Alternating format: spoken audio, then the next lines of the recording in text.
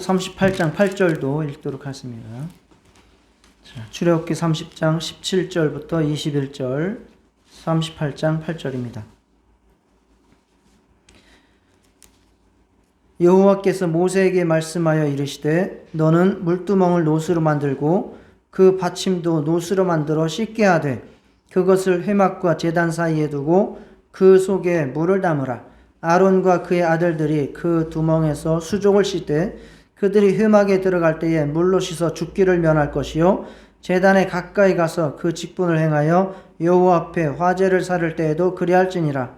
이와 같이 그들이 그 수족을 씻어 죽기를 면할지니 이는 그와 그의 자손이 대대로 영원히 지킬 규례니라. 아멘. 38장 8절입니다.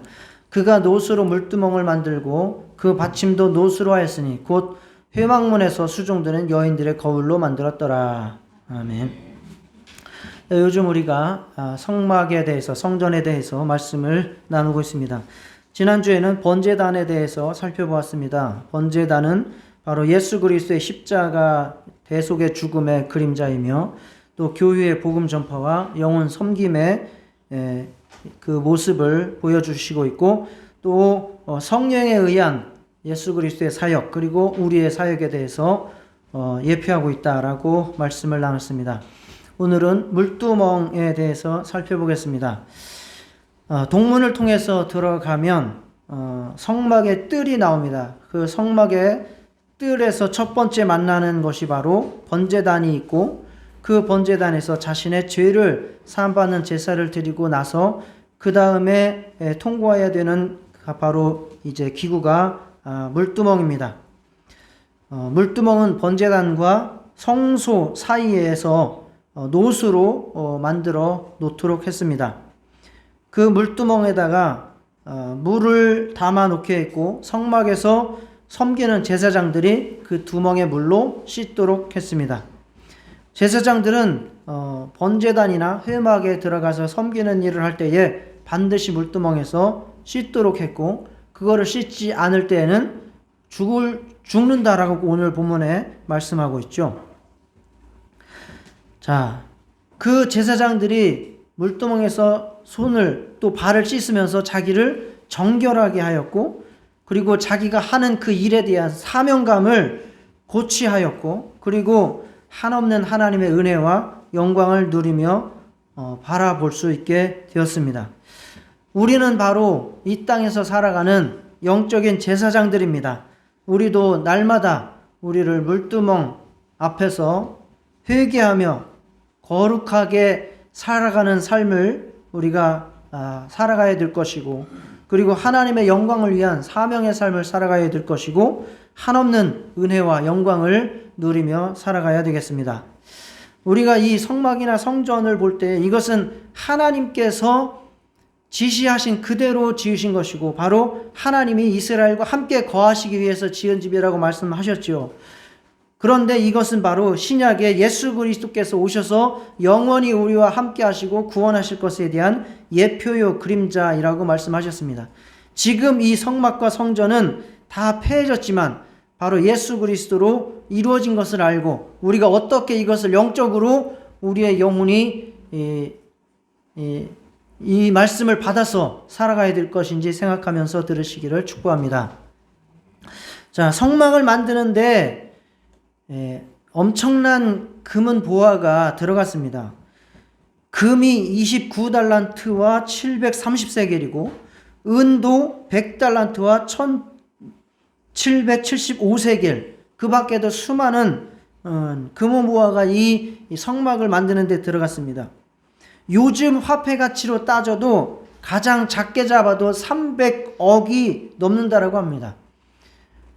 왜 이렇게 광야에 비싼 금은 보화로 집을 지었을까? 바로 그것이 하나님의 집이라고 하는 것에 대한 가치이며 이것이 상징하는 예수 그리스도의 보배로움을 상징하고 표현하는 것입니다. 자, 그런데 이 성막의 바닥은 무엇으로 만들었을까요? 바닥 대리석으로 깔았을까요? 아니면 모노륨으로 깔았을까요? 금으로 깔았을까요? 아니면 잔디를 심었을까요? 예, 맨 땅이었습니다. 성경에서 바닥에 대한 아무런 지시사항이 나오지 않습니다. 맨 땅입니다. 아이러니하죠. 이렇게 고가의 금은보화로 건축을 했는데 땅바닥은 맨바닥이었다는 것입니다. 그러니 그곳에서 종일 분주하게 하나님을 섬기며 백성들을 돕는 제사장들은 당연히 더러워질 수밖에 없다는 거예요. 그 당시 무슨 신발이 제대로 있었겠습니까? 비가 오면 질척질척, 또 비가 안 오면 먼지로 뒤덮이고, 또 손은 재 만져야죠. 동물 피 만져야죠. 그 내장들 꺼내내야죠. 뭐 여러 가지로 손도 지저분해지고 팔도 지저분해질 수밖에 없습니다. 그런데 하나님을 섬길 때는 깨끗한 상태에서 섬겨야 된다는 거예요. 그래서 오늘 아까 출애굽기 30장에서 읽을 때에도 성소에 들어갈 때에 손발을 씻고 번제단에 일을 할 때에도 손발을 씻으라는 거예요. 하나님 앞에 깨끗한 상태로 섬겨야 되는데 그 환경은 깨끗하지가 않아. 그래서 이 모순을 해결하기 위해서 만들어 놓은 것이 무엇이다? 물두멍이다. 이 물두멍에서 제사장들은 수시로 손발을 깨끗하게 씻어야 했던 것입니다. 이것은 바로 신약 시대의 성도들이 매일매일의 성결의 삶, 회개의 삶을 살아가야 한다는 것을 말씀해 주시는 것입니다. 회막에 들어갈 때에도 손발을 씻어서 죽기를 면하고, 제단에서 직분을 행할 때에도 수족을 씻어서 죽기를 면한 것처럼 우리가 이 땅에서 하나님의 자녀요, 하나님의 일꾼으로 살지만 세상은 먼지와 진흙바닥 같은 곳이어서 우리가 또 더러워질 수밖에 없는 그러한 안타까운 상황이기 때문에, 그래서 우리는 날마다 회개를 하며 정결하게 살아가는 삶을 추구해야 된다라는 말씀입니다. 우리가 죄인의 상태 그대로 하나님을 뵙겠다라고 하면 하나님은 우리를 기뻐 받아주시지 않는다. 너희들이 죄를 지을 수밖에 없는 것은 나도 안다. 그러나 나를 만나러 올 때는 깨끗한 상태로 와야 된다라는 것이 바로 이 물두멍의 의미입니다. 자, 우리는 죄인이지만 십자가 예수님의 그 대속의 죽음으로 의인이 되었습니다. 그럼에도 불구하고 우리는 하나님 앞에 기도할 때에 무엇이라고 기도합니까? 죄인이라고 기도합니다. 이게 모순 아닙니까? 그래갖고 구원파 이단이 이렇게 전도하는 거예요. 당신 죄인이야, 의인이야? 그러면 여러분들은 뭐라고 대답을 하세요? 우리 죄인이요. 죄인이라고 하죠. 그러면 구원 못 받았지 라고 들어오는 게 바로 구원파의 전도 방법입니다. 그 죄인이라고 하는 것에 대한 개념을 모르는 거예요. 우리는 원래 죄인이었고 번제단과 같은 그 칭의의 역사로 말미암아 영원한 하나님의 자녀요 의인이 되었습니다. 그럼에도 불구하고 우리는 하나님 앞에서 여전히 죄를 짓고 살아갈 수밖에 없는 그러한 육체와 또 환경을 가지고 있기 때문에 여전히 우리는 또 죄를 짓고 살기에, 그래서 우리는 죄인의 심정으로 하나님 앞에서 죄인된 자세를 가지고 날마다 물두멍에서 물을 씻는 것처럼 회개하며 성화를 추구해 가야 되는 것입니다. 그래서 저번 주에 살펴봤던 번제단은 바로 이렇게 말하는 거예요. 우리한테 당신은 죄인입니다. 십자가가 당신에게 반드시 필요합니다 라고 말씀하는 것이고, 이번 주에 살펴보는 물두멍은 우리에게 뭐라고 말하느냐, 당신은 예수 그리스도의 대속의 죽음으로 하나님의 자녀요 일꾼이 되었습니다. 그러니 더욱 성결한 모습을 갖추어 가시길 바랍니다 라고 말하는 것입니다. 쉽게 말해서 번제단은 칭의요, 물두멍은 성화를 의미한다, 이렇게 보시면 되겠습니다. 자, 따라 하시겠습니다. 번제단은 칭의를 말하고 물두멍은 성화를 의미한다. 물두멍은 성화를 의미한다. 예, 맞습니다. 우리는 예수 그리스도의 십자가 대속으로 영원한 구원을 받았습니다. 그 기쁨과 감격으로 주님의 일을 하는 영적인 제사장들이 되었습니다. 그럼에도 불구하고 우리는 하나님의 자녀요, 또 하나님의 일꾼으로서 늘 부족함을 느끼면서 살아갑니다. 그리고 내가 얼마나 죄인인지를 너무나 절박하게 느끼면서 생활하고 있습니다. 이 내가 죄인이라고 하는 것은 정말 예수 그리스도의 십자가의 보혈의 공로를 무시하는 것이 아니라 내가 하나님 아버지 앞에서 얼마나 내가 부족하고 연약한 자인 것에 대한 민감함이며 더욱더 은혜 받은 자로서의 하나님을 향한 사랑이요 겸손함입니다. 자, 예를 들어서 죄라고 하는 것이 영원히 심판받을 죄와 내가 하나님 아버지 앞에서의 부족함을 느끼는 그 죄가 다르다는 거예요. 자, 예를 들어서 제가 수학 시험을 봤는데 15점을 받았어요. 100점 만점인데 그 반에서 50명 중에 몇 등이냐? 49등이에요. 50등은 운동부예요. 자, 그러면 내가 15점을 받았는데 이거 가지고 옆집 아저씨한테 내가 죄책감 느낄 필요 있어요, 없어요? 옆집 아저씨한테는 죄책감 느낄 필요 없어요. 그런데 집에 들어가서 우리 엄마 아빠한테는 내가 죄책감을 느껴요, 안 느껴요? 느껴요. 이게 뭐가 달라요? 그게 바로 우리가 죄인이라고 하는 것에 대한 개념이 다른 거예요. 우리는 하나님의 자녀가 됐기 때문에, 하나님의 일꾼이기 때문에 더욱더 크게 죄에 대해서 민감하게 느끼는 거예요. 영적으로 살아있기 때문에 느끼는 죄가 또 있는 것입니다. 예수 안 믿는 사람들은 주일날 골프 치러 가도 죄책감 느껴요, 안 느껴요? 안 느껴요. 당당하죠. 그러나 저와 여러분은 주일날 1년에 한 번이라도 한번 어디 해외여행이라도 갈라치면 엄청난 죄책감을 느끼게 되는 거예요. 그렇죠. 믿음이 있으신 겁니다. 세상 사람들은 그런 죄책감 자체가 없어요. 그게 바로 세상 사람들이 말하는 죄와 예수 믿어서 구원받은 우리의 죄라고 하는 것이 개념이 다르다는 거예요. 이것에 대해서 요한복음 13장에서 예수님께서 말씀을 이미 해주셨습니다. 요한복음 13장에 보면 이제 십자가 죽음을 앞두시고 유월절 만찬을 하시는 가운데 제자들의 발을 씻어주셨습니다. 그러니까 발을 씻어준다는 것은 종이 된다는 거잖아요. 그러니까 이제 베드로가 황송해가지고 아니 선생님 어떻게 저의 발을 씻습니까? 절대 내 발을 씻지 못하실 겁니다 라고 이야기를 했죠. 그랬더니 예수님께서 뭐라고 말씀하셨죠? 내가 너를 씻어주지 아니하면 네가 나와 상관이 없느니라 라고 말씀하셨어요. 발을 예수님이 나를 씻어줘야 상관이 있다고? 그러니까 또 순수한 베드로가 뭐라고 이야기합니까? 그래요? 그러면 발뿐만 아니라 제 온 몸, 손과 머리도 다 씻어주세요 라고 이야기를 합니다.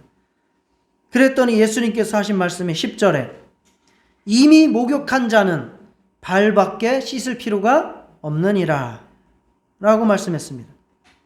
이 의미가 무엇이냐? 예수님은 구원받는 것이 온 몸을 씻는 것이라고 의미하신 것이고 손과 발을 씻어주는 것이 바로 날마다 삶 속에서 죄를 느끼는 것을 회개하는 성화의 삶을 살아가야 된다라고 하는 것을 말씀하신 것입니다. 우리는 거룩한 일을 하는 동안에도 죄가 들어온다는 사실을 기억하시기 바랍니다. 주의 일을 하기 때문에 죄책감을 더 느껴요. 일을 안 하는 사람은 부족함을 안 느끼는 거예요. 교회에서 욕먹는 사람은 누가 욕먹어요? 일하는 사람이 욕먹는 거예요. 일 안 하는 사람은 욕 안 먹어요. 거룩한 일을 하는 동안에도 우리는 죄책감을 느끼고 원수가 그런 사람을 더 공격하기 때문에 더 힘든 일을 당할 수 있는 것입니다. 그래서 일하는 사람, 거룩함을 추구하는 사람, 그런 사람일수록 더 죄에 대해서 민감해서 자기 영혼을 돌아보며 회개하는 삶을 살아가시기를 주의 이름으로 축원합니다. 자, 이 세상에서 자기를 사랑하지 않고 육신을 포기한 사람들이 제일 먼저 하지 않는 게 있어요. 뭘 하지 않는지 아세요? 노숙자들이 뭐 하네요? 씻지를 않아요. 씻지를 않아요. 사람이 자기 자신을 포기하고 버리고 자기 자신을 사랑하지 않으면 하지 않는 일이 씻지 않는 거예요. 그래서 노숙자로 가는 거예요. 마찬가지로 영적으로 자기 영혼을 돌아보지 않고 사랑하지 않는 사람, 회개하지 않는 사람입니다. 자기가 얼마나 하나님 앞에 부족한지를 돌아보지 않고 자기 영혼을 회개하지 않는 사람, 이런 사람이 자기 영혼을 사랑하지 않는 사람입니다. 정말 우리는 날마다 물두멍에서 자기를 정결하게 하고 회개하는 삶을 살아가시기를 주의 이름으로 축원합니다. 자, 이 물두멍의 두 번째 의미를 살펴보겠습니다. 이 물두멍은 구원받은 자가 사명자로 살아가야 한다는 사실을 알려줍니다. 물두멍은 노수로 만들도록 했습니다. 그런데 그 노를 어디서 공수했느냐? 아까 38장 8절에 읽었죠? 회막문에서 수종드는 여인들의 거울로 만들었다라고 말씀했습니다. 자, 옛날에는 우리 거울이 없었지 않습니까? 그래서 구리를 반질반질하게 닦아가지고 그 노수로 자기 거울을 삼은 거예요. 그러니까 이것이 굉장히 귀한 물건입니다. 아무나 가질 수 없는 귀한 물건입니다. 그런데 그것을 회막문에서 일하는 그 여인들이 자기가 귀하게 여기는 그 놋거울을 하나님 앞에 들여서 그것을 모아가지고 녹여서 주조해서 이 물두멍을 만드는 것입니다. 자, 거울이라는 것이 뭡니까? 자기 얼굴을 비춰보면서 자기를 가꾸고 자기를 아름답게 만드는 용도가 거울입니다. 그런데 물두멍은 무엇입니까? 주의 일꾼들이 그 물두멍에서 자기 영혼을 거룩하게 하고 하나님을 섬기는 데 쓰임받는 물건이 바로 물두멍입니다. 이것이 바로 성도의 삶입니다. 자기 자신을 위해서만 살던 사람이 하나님을 위해서 살아가는 삶으로 변화된 것이 바로 물두멍과 같은 것입니다. 저와 여러분이 물두멍과 같은 삶으로 변화되시기를 주의 이름으로 축원합니다. 제사장들은 수시로 물두멍에서 손을 씻으면서 아마 생각했을 것입니다. 아, 여기서 일하는 이 여인들이 정말 충성스럽게 헌신해서 이 물두멍을 만들어 가지고 내가 이렇게 주의 일을 잘 섬길 수 있는 그러한 기구가 되었구나 라고 돌아보면서 감사하면서 거기서 자기 자신의 사명감을 고취하였을 것입니다. 구원받은 성도는 바로 자기 거울과 같은 자기 육신을 위해서 살아가던 그 삶을 물두멍과 같은 하나님을 위해서 영광 돌리고 자기 영혼을 위해서 살아가는 삶으로 변화되는 삶을 살아가야 됩니다. 육신을 바라보고 자기를 아름답게 가꾸어서 자기 영광을 위해서 살던 사람이 하나님의 영광을 위해서 영혼을 가꾸는 삶으로 변화되시기를 주의 이름으로 축원합니다. 거울이 육체의 모습을 돌아보게 하는 것처럼 바로 물두멍은 우리 영혼을 돌아보게 하는 기능을 하는 것입니다. 그래서 이 물두멍이라고 하는 것은 바로 말씀을 상징하는 것입니다. 말씀. 야고보서 1장 23절 24절에도 누구든지 말씀을 듣고 행하지 아니하면 그는 거울로 자기의 생긴 얼굴을 보는 사람과 같아서 제 자신을 보고 가서 그 모습이 어떠했는지를 곧 잊어버리거니와. 그래서 말씀을 이 거울의 비유를 한 거예요. 거울을 통해서 자기 육신의 모습을 살피고 잊어버리지 않아요. 그것처럼 말씀을 보는 것이 바로 우리의 영혼을 위해서 그렇게 하는 것이다. 영혼을 바라보는 것이다. 라는 비유로 사용하고 있는 것입니다. 그래서 우리는 물두멍을 통해서 수족을 씻는 것처럼 날마다 말씀을 통해서 우리의 삶을 돌아보고 내가 어떻게 살아가야 될지, 무엇이 잘못됐는지 그것을 찾아가는 것을 행해야 됩니다. 요한복음 17장 17절 같이 읽겠습니다. 시작. 그들을 진리로 거룩하게 하옵소서. 아버지의 말씀은 진리니이다. 아버지의 말씀으로 우리가 거룩하게 됩니다. 에베소서 5장 26절을 읽겠습니다. 시작. 이는 곧 물로 씻어 말씀으로 깨끗하게 하사 거룩하게 하시고. 물로 씻으라니까 세수하라는 이야기가 아니라 바로 이 물이라는 것이 구약의 물두멍을 상징하는 거예요. 그것처럼 말씀으로 깨끗하게 하셔서 우리를 거룩하게 하신다라는 말씀이죠. 요한복음 15장에도 보면은 우리를 포도나무에 비유를 하시면서 열매를 맺으라고 하실 때에 우리가 깨끗해져야 열매를 맺는다고 하시면서 무엇이라 말씀하셨습니까? 3절에 너희는 내가 일러준 말로 이미 깨끗해졌으니 라고 말씀했습니다. 시편 119편 9절에도 청년이 무엇으로 그의 행실을 깨끗하게 하리이까 주의 말씀만 지킬 따름이니이다. 바로 이 물두멍은 말씀을 의미하고 상징하는 것으로서 우리가 날마다 말씀 앞에서 우리를 돌아보며 거룩하게 하고 우리의 사명을 감당하는 삶을 잘 살아가라고 말씀하시는 것입니다. 또한 이 물두멍의 물은 무엇을 상징하느냐? 바로 세례, 즉 침례를 의미합니다. 자, 베드로전서 3장 21절에 물은 예수 그리스도께서 부활하심으로 말미암아 이제 너희를 구원하는 표니 곧 세례, 침례라. 이는 육체의 더러운 것을 제하여 버림이 아니요 하나님을 향한 선한 양심의 강군이라. 어떤 사람들은 세례, 침례 받는 것이 구원이다라고까지 주장하는 사람들이 있어요. 그것은 잘못된 것이에요. 구원은 어떻게 받아요? 번제단처럼 십자가에 달린 예수 그리스도를 믿음으로 구원받아요. 그러나 물두멍에서는 침례, 세례를 받는 것처럼 우리의 양심이 하나님을 향해 찾아가는 간구라는 거예요. 우리의 양심이 하나님을 향해서 찾아가는 간구. 그게 바로 세례요 침례라고 말씀하는 거예요. 그 세례와 침례에 대한 의미를 사도 바울이 로마서 6장에서 너무나 잘 설명해 주고 있죠. 그러므로 우리가 그의 죽으심과 합하여 세례를 받음으로 그와 함께 장사되었나니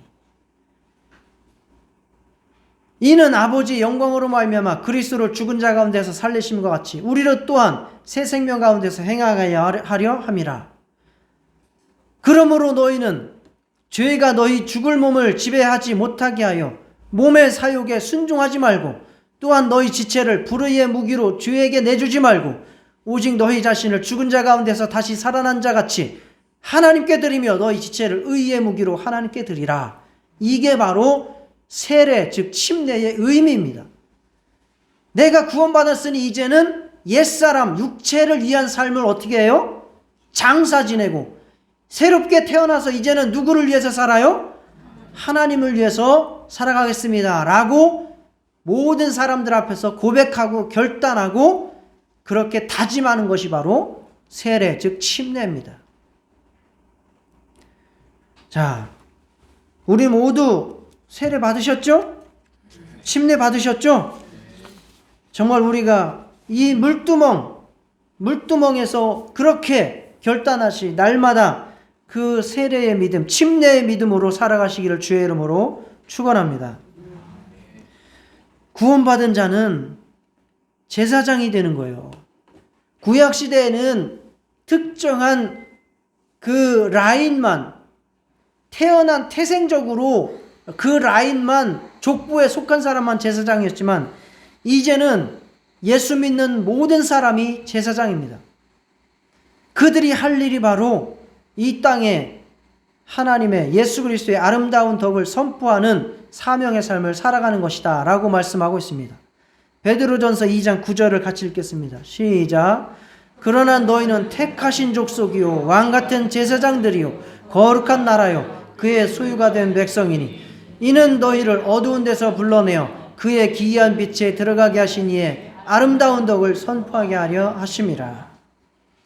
날마다 물두멍 앞에서 자기를 돌아보며 말씀으로 자기를 온전케 세워서 정말 사명자의 삶을 살아가시기를 주의 이름으로 축원합니다. 자, 이 물두멍의 세 번째 의미 살펴보겠습니다. 이 물두멍은 한없는 하나님의 은혜와 축복을 의미해 줍니다. 상징합니다. 성막은 하나님의 지시대로 지었어요. 그래서 그 수치 하나하나, 재질 하나하나 다 하나님께서 명하셨어요. 그런데 신기하게 이 물두멍은 크기가 안 정해져 있어요. 크기가 안 정해져 있어요. 성경에서 물두멍의 크기가 어디 나왔는지 찾으신 사람 있으면 제가 500만 원 드릴게요. 물두멍의 크기가 안 나와 있어요. 그 크기는 무엇에 의해서 정해졌겠어요? 비가 많이 오면 그건 물이겠지. 아까 물두멍 뭘로 만다 그랬다 그랬어요? 회막에서 수종드는 여인들의 거울로 만들어요. 그러면 그 물두멍의 크기는 무엇에 의해서 좌지우지된 거예요? 비가 많이 오면 많이 가로 세로 50. 씻을 것이 많으면 아니, 그 크기를 얼마만하게 만들었냐 이거죠. 가로 세로 50. 무엇에 의해서 그 크기가 정해졌느냐는 거예요. 그런 거울에 보면 그렇죠. 놋거울을 얼마만큼 들었느냐에 따라서 그 크기가 정해진 거예요. 놋거울을 두 사람이 들였어요. 그러면 물두멍은 얼마나 할 거예요? 요만한 거예요. 요만한 거예요. 물두멍을 한 100명이 들였어요. 그러면 한 요만하게 됐겠죠. 이해가 가셔요? 예. 자, 이것이 무슨 의미냐? 물두멍의 크기에 제한이 없다는 것은 우리를 씻어주시려는, 즉 하나님의 은혜와 용서에 제한이 없다라는 것입니다. 주님은 언제든지 얼마든지 우리를 용서해 주시기를 원하십니다. 오죽하면 아까 요한복음 13장 8절에 베드로에게 뭐라고 말씀하셨습니까? 내가 너를 씻어주지 아니하면 내가 나와 상관이 없느니라 라고 말씀하셨어요. 얼마나 예수님께서 우리와 함께하고 상관하고 싶으시면 씻어주고 싶다라고 말씀하시잖아요. 내가 종이 되어서 너를 씻어주고 싶다. 이것은 바로 우리를 향한 하나님의 용서와 그 자비와 사랑에 한이 없다라는 것을 말씀하는 것입니다. 정말 우리는 세상에서 하나님의 자녀와 일꾼으로 살아갈 때에 얼마든지 손과 발이 더러워질 수 있어요. 저도 그렇고 여러분들도 그렇고 얼마나 연약한 존재이고 정말 마음속에 추악한 것이 많은 자인지 잘 압니다. 그러나 이 모든 것들에 대해서 당연하게 여기지 말고 얼마든지 언제든지 하나님 앞에 나아가서 회개하고 용서받고 정결하게 되시기를 주의 이름으로 축원합니다. 자, 베드로가 어느 날 자기가 얼마나 사랑이 많은 사람인지를 예수님 앞에 자랑하기 위해서 나와서 이야기합니다. 선생님, 제 친구가 저한테요, 잘못을 하고 7번까지 와서 잘못했다라고 하면 제가 7번 정도 용서해주면 됩니까? 라고 예수님 앞에 자기가 얼마나 사랑이 많은 자인지를 자랑을 했더니 예수님께서 뭐라고 하셨어요? 7번씩 70번이라도 용서를 해주라 라고 하셨어요. 자, 이렇게 말씀하신 예수님이 우리가 예수님 앞에 나가서 예수님 저 이것 잘못했어요, 용서해 주시라고 하면 70번만 용서해 주실까요? 아니면 70번씩 7번만 용서해 주실까요? 한이 없는 용서가 우리에게 임한다는 사실을 믿으시기를 바랍니다. 그래서 요한일서 1장 9절에 이렇게 말씀합니다. 만일 우리가 우리 죄를 자백하면 그는 미쁘시고 의로우사 우리 죄를 사하시며 우리를 모든 불의에서 깨끗하게 하실 것이요. 할렐루야. 날마다 이 은혜가 여러분에게 임하시기를 주의 이름으로 축원합니다. 또한 물두멍의 크기에 제한이 없다는 것은 하나님의 축복과 영광에도 한이 없다라는 사실을 말씀하시는 것입니다. 하나님께 드린 거울이 많을수록 물두멍도 더 크게 만들 수 있었습니다.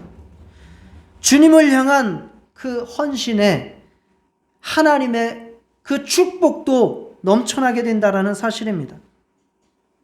우리는 하나님의 축복에 대해서 우리의 생각으로 제한하지 마시기를 바랍니다. 천국의 영광에 대해서도 제한하지 마시기를 바랍니다. 천국이 이렇거니 저렇거니 아무리 떠들어봐야 우리가 천국에 가서 봤을 때는 그 이상이라는 사실만 기억하시기 바랍니다. 우리가 하나님께 마음을 다하고 뜻을 다하여 헌신하는 만큼 하나님께서 주실 그 축복과 영광도 한이 없습니다.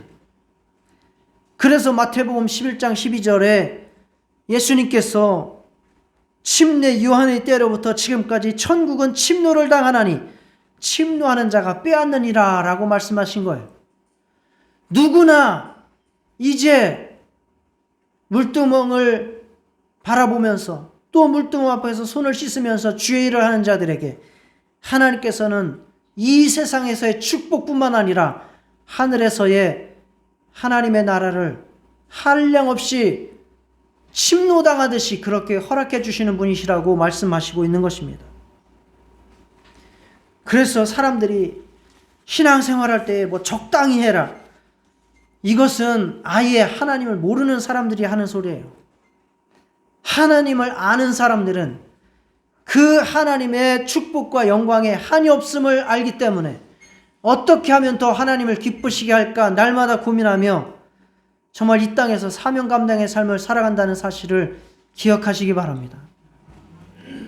정말 하나님은 사랑이 많으신 분입니다. 하나님의 축복은 한이 없는 분입니다. 감사를 하면 감사할수록 더 감사할 일들이, 감사할 제목이 충만하게 되신다는 사실을 믿으시기 바랍니다. 제가 어젯밤에 차가 너무 더러워서 이 세차를 해야 될 텐데 내일 아침에 세차를 해야지라고 고민을 했는데 밤에 비를 내려주시잖아요. 아침에 제가 걸레 들고 나가가지고 그 빗물 가지고 다 닦았습니다. 그냥 감사했어요. 시간도 아껴주시고 돈도 아껴주시고 얼마나 감사해. 감사하는 심령에 감사의 제목이 차고 넘치고요, 헌신하는 마음에 하나님의 축복이 차고 넘친다는 사실을 기억하시기 바랍니다. 정말 이 물두멍은 하나님의 한없는 은혜와 한없는 사랑과 한없는 축복이 우리에게 임하는 사실을 알려주시는 것입니다. 자, 물두멍의 세 가지 특징을 말씀드렸습니다. 물두멍은 제사장들이 직무를 수행할 때에 정결하게 하는 도구였습니다. 물두멍은 회막에서 수종드는 여인들의 거울로 만들었습니다. 물두멍은 크기에 제한이 없었습니다. 저와 여러분은 다 죄사함 받아서 제사장이 된 자들입니다. 우리들이 더욱더 우리의 영혼을 돌아보며 성결하게 되시기를 주의 이름으로 축원합니다. 하나님의 말씀을 대하며 자신을 위해서만 살아가는 자가 아니라 하나님의 영광을 위해서 살아가는 사명자가 되시기를 축원합니다.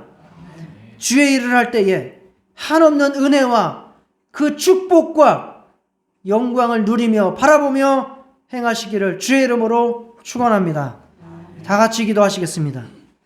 하나님 아버지 감사합니다.